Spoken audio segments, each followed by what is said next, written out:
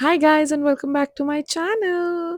So এই ভ্লগটা হঠাৎ মাঝখান থেকে শুরু করছি বিকজ আমরা হঠাৎ করেই প্ল্যান করেছিলাম যে আমরা দেখা করব আমি, কঙ্কা আর কৌশানী। অ্যান্ড তারা একটুখানি জেদ করছিল যে ও আমাদের সঙ্গে যাবে। তাই গাড়িতে করে ওকেও নিয়ে চলে আসি। ওর বাবা গাড়িতে করে জাস্ট এসে আমাদেরকে ড্রপ করে দিয়ে and then he took her back.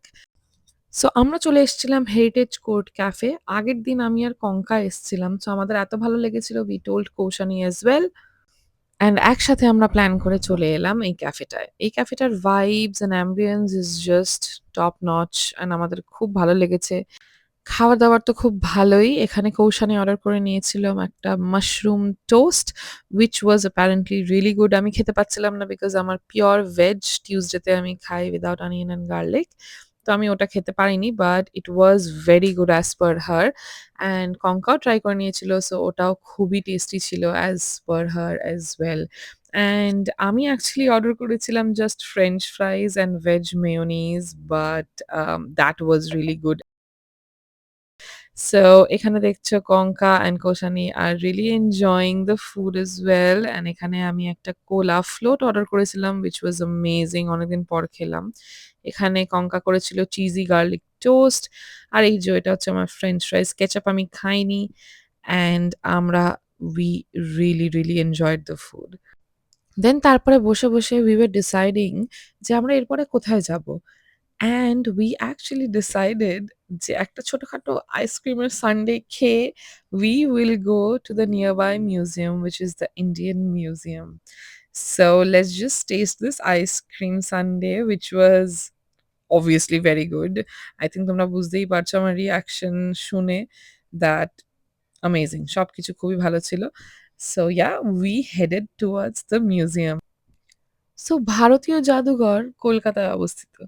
এটি ভারতের সবচেয়ে পুরনো এবং বড় জাদুঘর। এটি তৈরি হয়েছিল ১৮১৪ সালে। মানে আজ থেকে প্রায় ২০০ বছর আগে। এই জাদুঘর তৈরি করেছিলেন এশিয়াটিক সোসাইটি নামের এক সংগঠন। এই জাদুঘরে অনেক রকম জিনিস আছে। যেমন পুরনো মূর্তি, পেইন্টিংস, জীবজন্তুর হাড়, ডাইনোসরের জীবাংশ, এমনকি একটি আসল মিশরের মমিও আছে। Yes, you heard that right and it was fabulous to see যে এত সুন্দর করে ওইটাকে প্রিজার্ভ করা হয়েছে। এখানে বৌদ্ধ ধর্মের প্রাচীন শিল্পও দেখা যায়। যেমন ভারহুট গেট, এছাড়াও বিজ্ঞান, উদ্ভিদ, প্রাণী এবং ভূতত্ত্ব নিয়েও অনেক কিছু শেখা যায়। ভারতীয় জাদুঘর শুধু দেখার জন্যে নয়, শেখার জন্য খুব ভালো জায়গা। ট্রাস্ট মি যারা যাওনি একবার তো নিশ্চয়ই যাওয়া উচিত। ছোট থেকে বড় সবাই এখানে এলে অনেক কিছু জানতে পারবে। যেরকম ভারতের ইতিহাস, সংস্কৃতি, বিজ্ঞান ও শিল্প সম্পর্কে। ইনফ্যাক্ট এটার বিল্ডিংটা এত interesting, you will just love roaming around here. এই জাদুঘরে ঘুরে মনে হয় আমরা সময়ে ফিরে গেছি। হাজার বছর আগের জিনিস চোখের সামনে দেখা যায়। সত্যি। এটা ভারতের এক গর্বের জায়গা। যদি কখনো কলকাতায় আসো, অবশ্যই ভারতীয় জাদুঘর দেখে যাবে।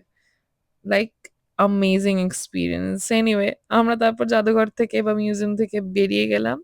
And then we started walking towards the new market area.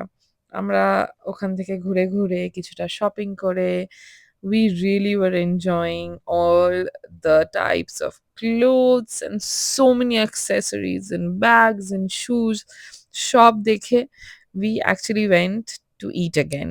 Yes, আমাদের আবার খিদে পেয়ে গেছিল। So we went to Scoop and ওখানে গিয়ে আমরা এই জুসটা অর্ডার করলাম। It was a chili mojito and it was so interesting and so nice.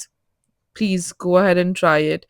তারপরে আমি আবার অর্ডার করে দিলাম এখানে ইডলিগুলো এত বড় ছিল বাট খুব soft and nice. And then doi bora order করলাম আর ওখানে ওরা দুজন অর্ডার করলো chilli chicken and fried rice, the classic combo. And ওটাও নাকি খুব ভালো খেতে ছিল। সো এনিওয়ে অ্যান্ড দেন আমরা এখানে খাওয়া-দাওয়ার খেয়ে এখানে আমি বলছি খাবার খুবই ভালো।